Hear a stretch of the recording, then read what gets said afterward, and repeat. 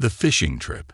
The sun had just started to rise, painting the sky with shades of orange and pink, as John pulled his small fishing boat onto the shimmering surface of Crystal Lake. The water was so still it looked like glass, reflecting the towering pine trees that surrounded the secluded spot. John loved this lake, not because it was famous or full of fish, but because it was quiet. No one came here anymore, not since the story started. Haunted, they say, John muttered to himself as he adjusted his fishing hat and untied his boat from the dock. The local tales about strange lights and eerie noises didn't scare him. He had lived long enough to know that most stories were just that, stories. Still, there was something different about Crystal Lake. The air felt colder here, and the water always seemed to shimmer as if it were alive. But John wasn't here to chase rumors. He was here to fish. He paddled his small boat to the center of the lake, where the water was deepest. As he prepared his fishing rod, he noticed something odd. The lake seemed unnaturally quiet today. No birds chirped, no insects buzzed, and even the gentle lap of the water against the boat felt muted. It was as if the world itself was holding its breath. John shook off the unease. Just a quiet morning, that's all, he told himself. He cast his line and leaned back in his seat, waiting for the first bite. For a while, nothing happened.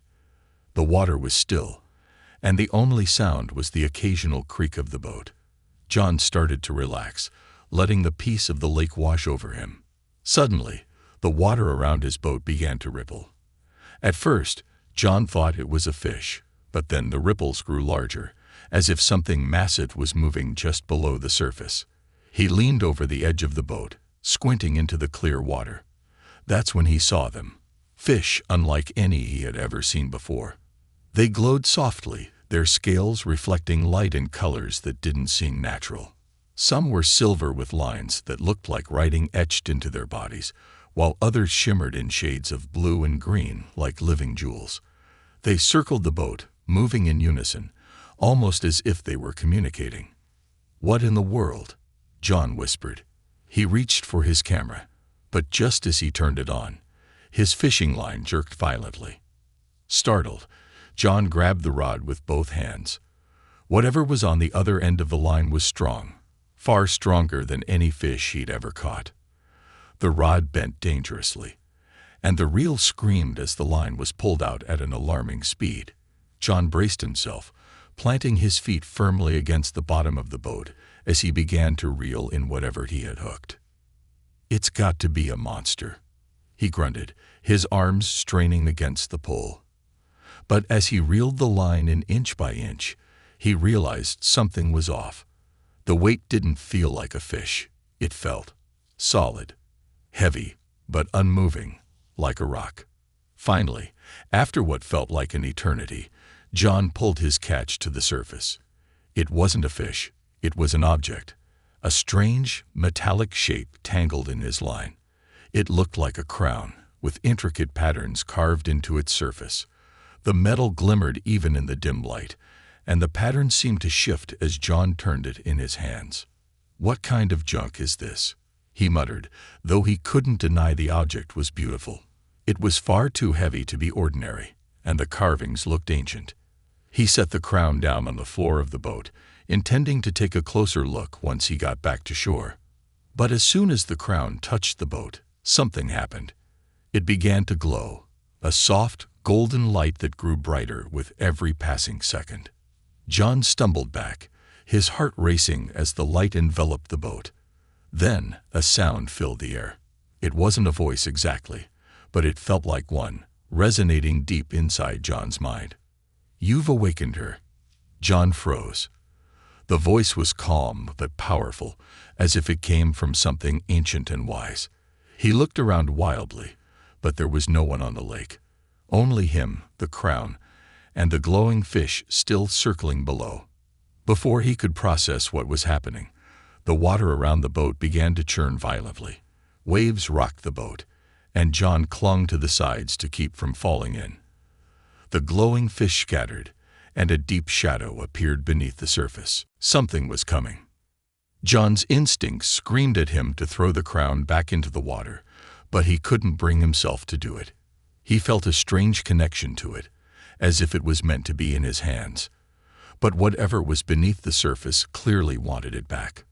The shadow grew larger and closer, and John's breath caught in his throat. Suddenly, the water exploded upward, drenching him as a figure emerged, a figure unlike anything John had ever seen. It had shimmering, translucent skin that glowed faintly, and its eyes were bright as stars.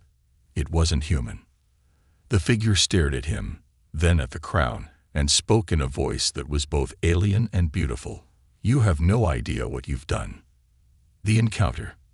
The world seemed to hold its breath. Time slowed as John stared, wide-eyed, at the glowing figure rising from the lake. She wasn't like anything he'd imagined. Not a monster, not a mermaid, but something otherworldly. Her translucent skin shimmered like moonlight on water, and her long flowing hair swayed as though it were part of the lake itself. Her eyes, silver and piercing, locked onto John with an intensity that made his chest tighten. "Who? What are you?" John managed to croak, gripping the sides of his boat to steady himself. The crown, still glowing faintly, lay between them, its intricate carvings catching the dim light of dawn. The figure tilted her head, studying him. "I should ask you the same," she said, her voice echoing as though spoken from the depths of the lake itself. "You're human. What are you doing with that?" She pointed to the crown, her tone sharp and commanding. John instinctively moved to cover it, as if to protect it, though he didn't understand why. I didn't mean to take it," he stammered. "It was caught on my fishing line. I didn't even know it was down there." The woman's expression softened, but only slightly. She floated closer to the boat, her movements smooth and unnatural, like she was gliding through water even though most of her body was now above it. "You don't understand what you've done," she said. "That crown is not yours. It belongs to me, and it is far more dangerous than you can imagine." John frowned, his curiosity overriding his fear for a moment. "Dangerous? It's just a piece of metal. How can it be dangerous?" Her eyes flashed, and for a moment, the calm surface of the lake around them rippled violently. "That piece of metal, as you call it, is a key to a power so vast it could destroy this world if it fell into the wrong hands. And now, thanks to you, they know it's here." "They?" John echoed, his voice shaky. "Who's they?" Before she could answer, the water beneath the boat began to churn again. This time, it wasn't her doing. A deep, resonant hum filled the air, and the boat rocked violently. John barely managed to grab hold of the edge to keep himself from falling overboard. The woman's calm demeanor vanished, replaced by alarm. "They're here," she said, her voice urgent. "Give me the crown." John hesitated, clutching the glowing artifact tighter. "What's going on? Who's here?" "No time to explain," she snapped. "If they take it, we're all doomed."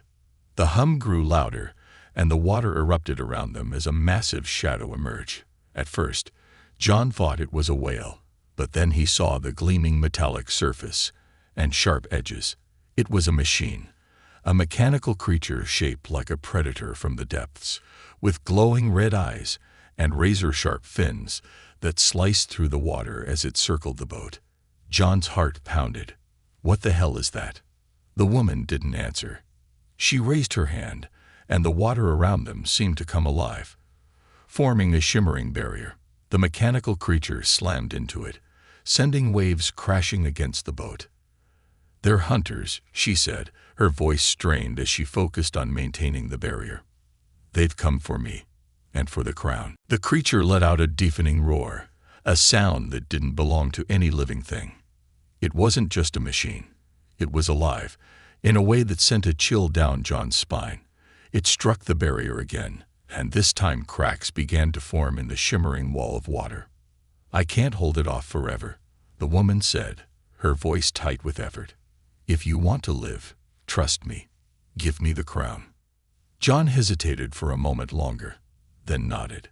He slid the crown toward her, and as soon as her fingers closed around it, the glow intensified. The patterns on the crown shifted and reformed, and the air around them vibrated with energy. The woman turned toward the mechanical creature, her silver eyes blazing. She raised the crown high, and a beam of light shot from it, striking the creature in its glowing red eyes. The machine let out a distorted screech and reeled back, retreating into the depths. For a moment, everything was still. The barrier dissolved, and the water calmed. The woman lowered the crown, her shoulders sagging with relief. "That will only slow them down," she said, turning back to John. "We need to leave. Now." "Leave?" John asked, still gripping the sides of the boat. "Where are we supposed to go?" "There's a place beneath this lake," she said. "A sanctuary. You'll be safe there. For now." John's instincts screamed at him to refuse, to get back to shore, forget all of this, and never come near this cursed lake again.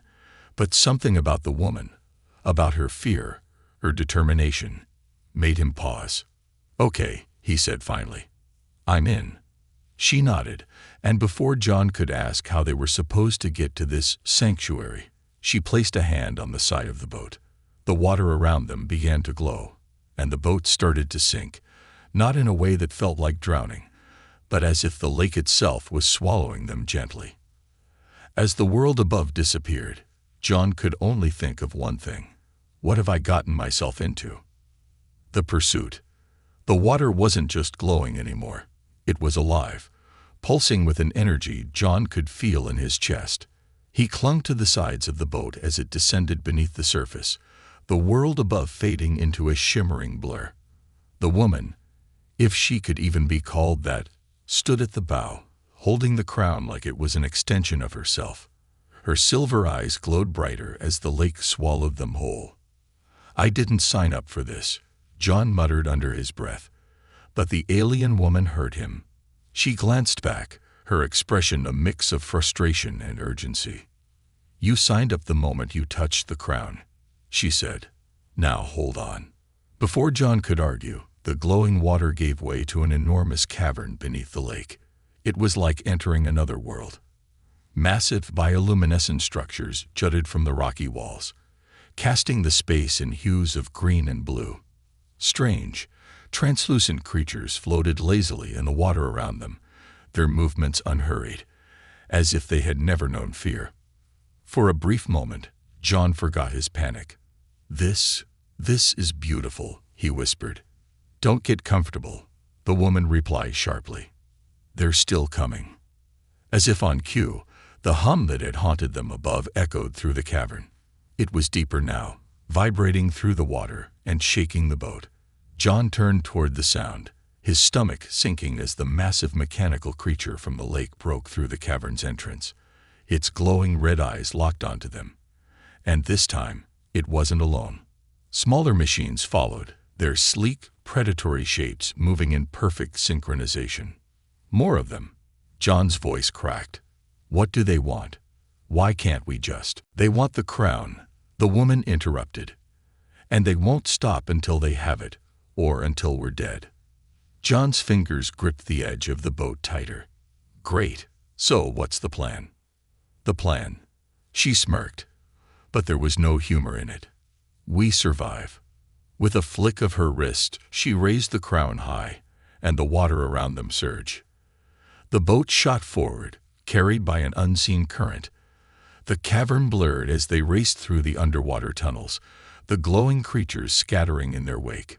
John held on for dear life, the roar of the pursuing machines growing louder. "You could have warned me," he shouted as the boat narrowly avoided a jagged outcrop of rock. "Would it have made a difference?" She shot back. The mechanical creatures were faster than John expected. One of the smaller machines veered off from the pack, cutting through the water to intercept them.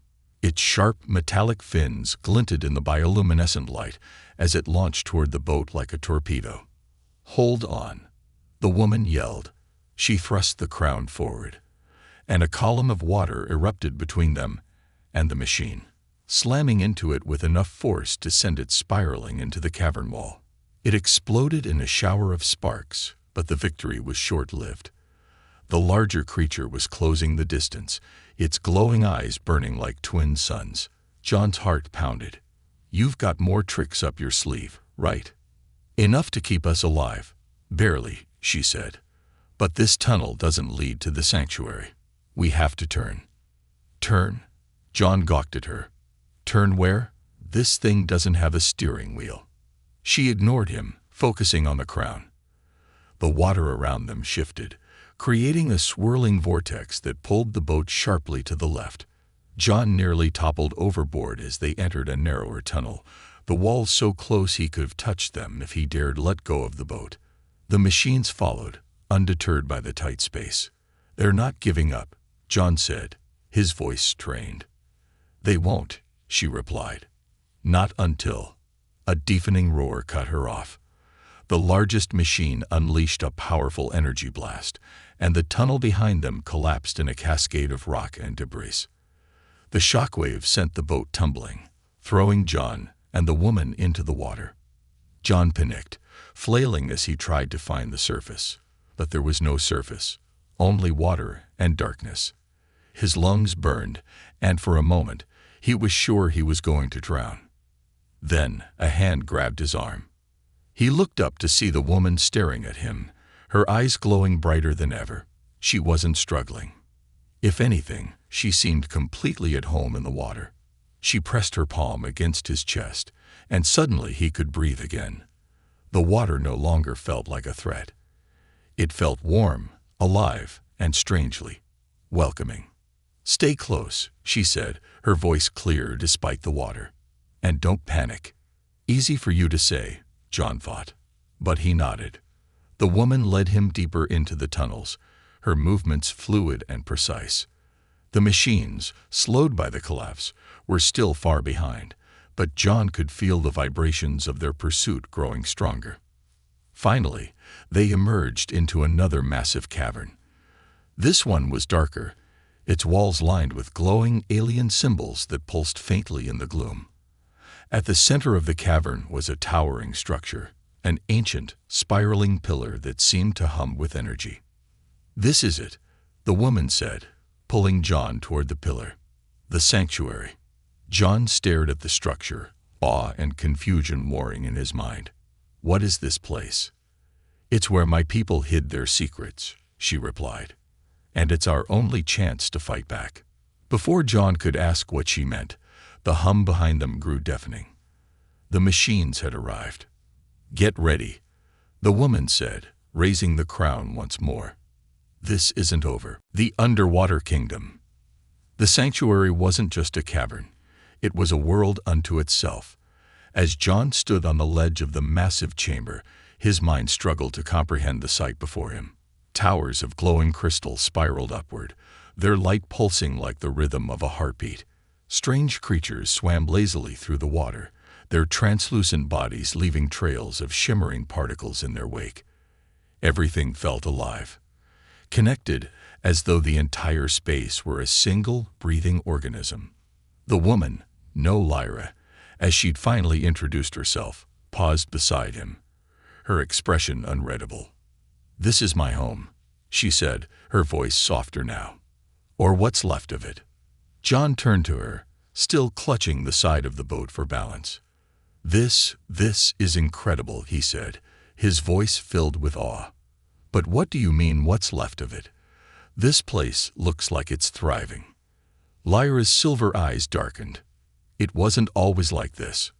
Once, it was a city, filled with my people, scientists, explorers, guardians. Now, only the machines remain." She gestured toward the towering structures. "The sanctuary systems keep the environment alive, but my people are gone, hunted, forced to flee." Her words hung in the air, heavy with loss. John frowned. "Hunted by who?" "Those machines." Lyra nodded. "The machines are just tools, but they serve a greater power. A faction of my kind betrayed us, aligning with a galactic empire that sees our technology as a threat. The crown you found, it's the key to everything they want." John glanced at the glowing crown in her hands. Its intricate patterns seemed to shift as he stared at it, like a puzzle he couldn't quite solve. "So, what does it actually do?" he asked. "You said it's a key, but to what?" "To our greatest weapon," Lyra replied, her tone grim. "And our greatest curse." Before John could press her further, a deep rumble echoed through the chamber. The water around them vibrated, and the glowing crystals dimmed for a moment before regaining their light. Lyra stiffened, her grip on the crown tightening. "They found us," she said, her voice sharp. "We don't have much time." John's stomach dropped. "What do you mean, they found us? I thought this was a sanctuary." "It was a sanctuary," Lyra snapped. "But the crown's activation sent out a signal. The hunters can track it now." As if on cue, a piercing screech filled the chamber, followed by the metallic clank of something massive approaching. John turned toward the source of the sound, his heart pounding as shadows began to swarm the edges of the sanctuary. The mechanical creatures had breached the entrance. "Great," John muttered, backing toward the pillar at the center of the chamber. "You've got some kind of plan, right? Please tell me you have a plan." Lyra didn't answer immediately. Instead, she stepped toward the pillar, holding the crown high. The glowing patterns on its surface synced with the symbols etched into the pillar, and the entire structure began to hum with energy. Light shot out from the pillar, illuminating the chamber and casting long, eerie shadows. "I have a plan," Lyra said finally. "But you're not going to like it." John raised an eyebrow. "I already don't like it." Lyra ignored him. Placing the crown onto a small pedestal at the base of the pillar, the light intensified, and the hum grew louder, almost deafening. The water around them began to swirl, forming a vortex that pulled the machines off course and slammed them into the chamber walls. But even as they were destroyed, more machines poured in, their glowing red eyes cutting through the chaos. "This pillar is connected to the heart of the sanctuary," Lyra explained, her voice raised over the noise. "It's designed to activate our last line of defense, a guardian powerful enough to destroy the hunters and protect this place." "That doesn't sound so bad," John said, his optimism wavering as he noticed the strain on Lyra's face. "What's the catch?" Lyra hesitated, and for the first time, she looked uncertain. "The guardian requires a living link," she said quietly. "A sacrifice." John's heart skipped a beat. "You mean, you?" She nodded, her expression resolute. "The crown is my birthright. My connection to it makes me the only one who can activate the guardian." "No way," John said, stepping forward. "There's got to be another way. We can fight. Figure something out." "There's no time," Lyra said firmly. She turned to him, her silver eyes softening. "You've already risked enough just by helping me. This is my responsibility." Before John could argue, the hum reached a crescendo, and the pillar began to crackle with energy. Lyra placed her hand on the crown, and the light enveloped her, lifting her off the ground. The water swirled faster, and the machines were thrown back, unable to advance. But just as the energy reached its peak, a new sound cut through the chamber, a voice, cold and mechanical, echoing from the largest machine. "Surrender the crown," it said, "or be destroyed." Lyra's eyes widened. "They've hacked the sanctuary systems. If they override the pillar—" John didn't wait for her to finish. He grabbed a piece of broken crystal from the ground and hurled it at the nearest machine. It was a desperate move, but it bought him enough time to shout, "What do I need to do?" Lyra stared at him, her expression a mix of surprise and determination. "You'd never survive the link," she said.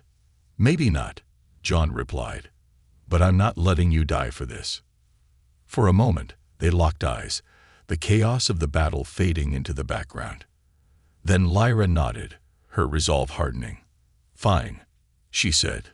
"But if we do this, we do it together."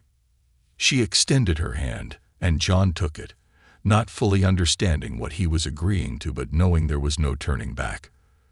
The pillar flared with light, and the sanctuary trembled as the ancient guardian began to awaken. Betrayal. The air in the sanctuary was electric, charged with a power that seemed to vibrate through the water itself. The pillar at the chamber's center pulsed with light, each beat sending waves of energy rippling outward. John stood next to Lyra, her hand still gripping his tightly as the crown's glow intensified. He didn't know if it was the crown or Lyra herself, but he could feel her emotions: determination, fear, and something deeper, something ancient. "This is it," Lyra said, her voice steady, but her eyes focused on the towering structure. "The Guardian is waking. Once it's fully online, we'll have the power to end this." "End this," John repeated, trying to steady his own breathing. "What does that even mean? You're talking about a weapon, right? Something to destroy those machines." Lyra glanced at him, her silver eyes softening. "Not just the machines," she said quietly. "Their creators. The ones who sent them. This will send a message. We won't run anymore." Before John could respond, a sharp crack echoed through the chamber, like a whip snapping against stone. He turned to see the largest machine hovering just outside the sanctuary's defensive barrier, its massive frame outlined in the eerie red glow of its eyes. The hum of its systems was a low, menacing growl, and its sleek, insect-like appendages twitched with anticipation. "Barriers holding," John muttered, but Lyra's expression told him it wouldn't for long. Then another sound, one far more chilling, cut through the tension. A voice, human, or at least close enough to send a chill down John's spine. "Deactivate the pillar, Lyra," the voice said. It was calm, measured, and utterly devoid of empathy. "You've already lost." Lyra stiffened, her grip on the crown tightening. "No," she whispered, more to herself than to the voice. "It can't be." John scanned the chamber, trying to find the source of the voice, but it echoed from everywhere. Then, out of the shadows, a figure emerged. It was humanoid but distinctly alien, taller than Lyra, with dark, iridescent skin and glowing veins that pulsed like liquid fire. Unlike Lyra, whose presence felt fluid and serene, this figure radiated cold authority. "Lyra," the figure said again, stepping closer. "You can't win this. You should have joined us when you had the chance." John looked between Lyra and the newcomer, his pulse quickening. "Who the hell is this?" he asked. Lyra's jaw clenched. "Caden," she spat. "The traitor." Caden smirked, his sharp features twisting into something almost human. "Traitor. That's a harsh word for someone who saw the inevitable. I chose survival. Your stubbornness, your refusal to adapt, it's why our people fell." Lyra stepped forward, her voice rising with anger. "You sold us out. You handed our secrets to them, let them turn our own creations against us. You're the reason the hunters exist. And you're the reason we're being hunted," Caden countered, his tone icy. "You and your blind faith in tradition. The crown, the guardian, all relics of a dying people. The universe doesn't care about our history, Lyra. It cares about power." John, still gripping a shard of crystal from earlier, edged closer to Lyra. "This guy's with them," he whispered. Lyra nodded, her voice low but fierce. "He's worse. He's the reason they know where we are." Caden tilted his head, his glowing veins pulsing brighter as if sensing their tension. "You don't have to do this, Lyra," he said. "Hand over the crown, and I'll make sure you survive. Even your pet human." He glanced at John with a mixture of disdain and amusement. John bristled but said nothing, his grip tightening on the crystal shard. Lyra didn't hesitate. "I'd rather die than let you have this," she said, holding the crown higher. The pillar responded, its light flaring as the entire chamber trembled. The swirling vortex of water around the sanctuary grew stronger, throwing smaller machines against the walls and tearing them apart. Caden's smirk faded. "So be it," he said, his voice cold. He raised his hand, and the largest machine surged forward, slamming against the barrier. Cracks formed in the glowing shield, spreading like spider webs. "John, get ready to move," Lyra shouted, stepping closer to the pillar. She placed the crown onto its pedestal again. And the energy surged. The Guardian was nearly awake. But then, a sharp, searing pain shot through Lyra's side. She gasped, stumbling as a blade of dark, glowing metal pierced her from behind. John's eyes widened as he saw another figure, a member of Lyra's people, pulling the blade free. "Not you two," Lyra whispered, collapsing to her knees. The betrayer, a woman with similar translucent skin and a cruel expression, stepped back, holding the blood-stained blade. "Power isn't meant to be hoarded, Lyra," the woman said, her voice dripping with venom. "It's meant to be shared." John didn't think. He acted. With a shout, he hurled the crystal shard at the traitor, hitting her square in the chest. She staggered, dropping the blade, and John rushed to Lyra's side. "Lyra," he shouted, shaking her. Her eyes fluttered open, her face pale. "Don't. Stop," she murmured, gesturing weakly toward the crown. "Finish it." John hesitated for only a moment before grabbing the crown. As his hands touched it, the energy coursing through the pillar seemed to respond, flaring brighter than ever. Caden's expression darkened, and the largest machine began to advance again, the barrier finally shattering under its weight. "You don't know what you're doing, human," Caden snarled, stepping toward him. "Maybe not," John said, his voice shaking, "but I know enough to stop you." He slammed the crown back onto the pedestal, and the pillar's light exploded outward, engulfing the entire sanctuary. The ancient Guardian. The explosion of light from the pillar was blinding, consuming the entire chamber in an instant. John shielded his eyes, bracing himself for the worst. But the light wasn't destructive. It was alive. It pulsed with an energy he could feel in his chest, like the beating of a massive heart. When the glow faded, the Guardian's gaze shifted to the advancing machines, which had paused in their assault. Even Caden, standing amidst the chaos, seemed momentarily unsure. The Guardian's presence had changed the battlefield. "The intruders threaten the balance," the Guardian intoned. "They will be eradicated." John felt a surge of hope. "Looks like we've got the upper hand," he said, glancing at Lyra. But Lyra didn't share his optimism. Her expression was grim. "It's not that simple. The Guardian isn't just a weapon. It's a force of nature. It doesn't distinguish between friend and foe. Once it begins, everything in its path is at risk." John's stomach dropped. "You're telling me this thing could destroy us too?" Lyra nodded, her voice heavy. "That's the cost of waking it." Before John could respond, the Guardian moved. It raised one massive arm, and the air around it crackled with energy. A beam of golden light shot from its eye, slicing through the largest machine with ease. The hunter let out a distorted screech before exploding in a cascade of sparks and debris. The smaller machines scattered, attempting to evade the Guardian's wrath, but it was relentless. The sanctuary shook with the force of the battle. Crystals shattered, and currents of water surged wildly, threatening to capsize what remained of John's boat. He clung to the edge, his mind racing. "This is insane," he shouted. "We need to control it." Lyra shook her head. The crown was the only way. Without it, the Guardian answers only to its programming. "Then we take back the crown." Caden's voice cut through the chaos. John turned to see the traitor standing near the pedestal, his glowing veins pulsing as he reached for the crown. Lyra's eyes widened in alarm. "Caden!" "No," she shouted. "You don't know what you're doing." But Caden only sneered. "I know enough. With the crown, I can control the Guardian. I can end this war, on my terms." John didn't think. He sprinted toward the pedestal, leaping over shattered debris and dodging collapsing columns. Caden grabbed the crown just as John tackled him, the two crashing to the ground in a tangle of limbs.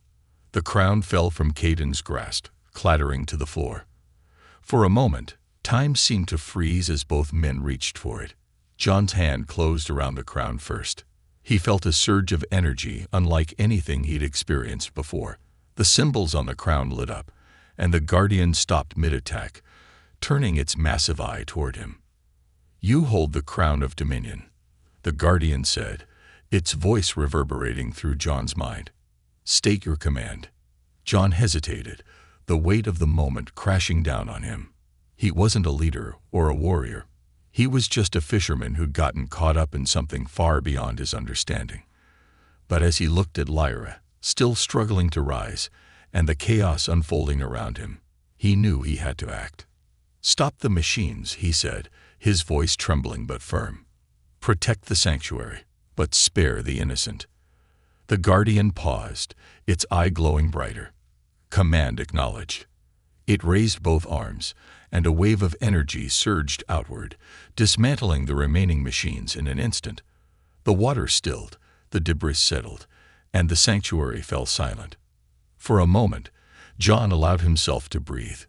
Then the Guardian's voice echoed again. Balance restored, awaiting final directive. John looked at Lyra, who met his gaze with a mixture of gratitude and sorrow. "You did it," she said softly. But John knew it wasn't over. The Guardian wasn't just a weapon. It was a force beyond comprehension. And now, it was waiting for him to decide its fate. "What do we do now?" he asked, his voice barely above a whisper. Lyra's answer was simple, but it carried the weight of everything they'd endured. "We finish this, the final battle." The Guardian stood motionless, towering over the sanctuary like a silent sentinel. Its golden eye remained fixed on John, who still held the crown in his trembling hands. The weight of its power coursed through him, both exhilarating and terrifying. Lyra, leaning against the fractured pillar, watched him with a mixture of hope and fear. "It's waiting for your command," Lyra said, her voice barely audible. "This is your moment, John." John shook his head. "I'm not a leader. I don't know what I'm doing." Lyra straightened, summoning the last of her strength. "It doesn't matter what you think you are. Right now, you're the only one who can decide. This isn't just about us. It's about everything."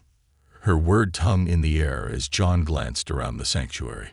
The glowing crystals, the swirling water, the strange creatures watching silently. It was all teetering on the edge of destruction. And then there was Kaiden. The traitor lay slumped against a jagged rock, his glowing veins flickering weakly. He stared at John, his expression a mix of disdain and desperation. "You don't know what you're dealing with," he rasped. "The Guardian. It's not just a weapon. It's a doorway." John froze. "A doorway to what?" "To them," Kaiden said, his voice darkening. "The ones who created the hunters. The ones who gave me their power. The Guardian's energy doesn't just protect, it calls. And if you use it carelessly, you'll bring them here." Lyra's face paled. "He's lying," she said quickly. "He wants you to hesitate, to doubt yourself." "Am I?" Kaiden sneered. "Go ahead. Activate the Guardian's full power. See what happens." John's grip on the crown tightened. His mind raced, weighing Kaiden's words against the chaos around him. He glanced at Lyra, who met his gaze with unwavering resolve. "You have to make a choice," she said. "Right now." The Guardian's golden eye flared, its deep, resonant voice breaking through the tension. "Awaiting directive. Specify action." John took a deep breath, stepping closer to the massive being. "Can it close the doorway?" he asked Lyra. "Stop whatever Kaiden's talking about." Lyra hesitated, then nodded. "The crown controls the Guardian. If you command it to seal the sanctuary, it should work." "But at what cost?" Kaiden snarled. "Sealing the sanctuary will destroy everything inside it, including her." John's heart sank. He turned to Lyra, who met his gaze without flinching. "If it comes to that," she said softly, "I'm ready." "No," John said firmly. "We're not doing this if it means losing you." Lyra placed a hand on his arm, her touch light but steady. "You've already saved me, John. Now you need to save everyone else." Before he could argue, the sanctuary trembled. The hunters' broken machines began to reassemble themselves, glowing with an unnatural light. The fragments floated upward, converging into a massive, writhing mass. Caden laughed weakly, the sound hollow and bitter. "Too late," he said. "They're coming." The Guardian shifted, its gaze turning toward the growing threat. Interference detected. Initiating containment. John turned back to the crown, its glowing patterns shifting under his fingers. He could feel the Guardian's immense power waiting for him to decide. "What if I make the wrong choice?" he whispered. Lyra stepped closer, her silver eyes unwavering. "There is no right or wrong," she said. "There's only what you choose to fight for." John nodded, his resolve hardening. He raised the crown high, his voice steady despite the fear gripping his chest. "Guardian, seal the sanctuary. Stop them from coming through." The Guardian's eye flared, and the chamber filled with a deafening hum. Light shot out from the pillar, enveloping the sanctuary in a blinding glow. The swirling energy around the reassembling machines froze, and they disintegrated into particles, dissolving into the water. But the light didn't stop. The crystals began to shatter, and the sanctuary itself seemed to fold inward, its walls collapsing into a vortex of energy. John felt the pull, the weight of the Guardian's power tearing at him. He turned to Lyra, who stood calmly amidst the chaos. "Lyra," he shouted, reaching for her. She smiled faintly, her form shimmering as the energy swirled around her. "You did it," she said. "You stopped them." "No," John yelled, refusing to let her go. He stepped forward, the crown's energy surging through him. "Guardian, protect Lyra. Keep her safe." The Guardian hesitated, its golden eye flickering. "Directive acknowledge. Commencing extraction." Before John could comprehend what that meant, the light engulfed him. The last thing he saw was Lyra's face, her expression soft and peaceful, before everything went dark.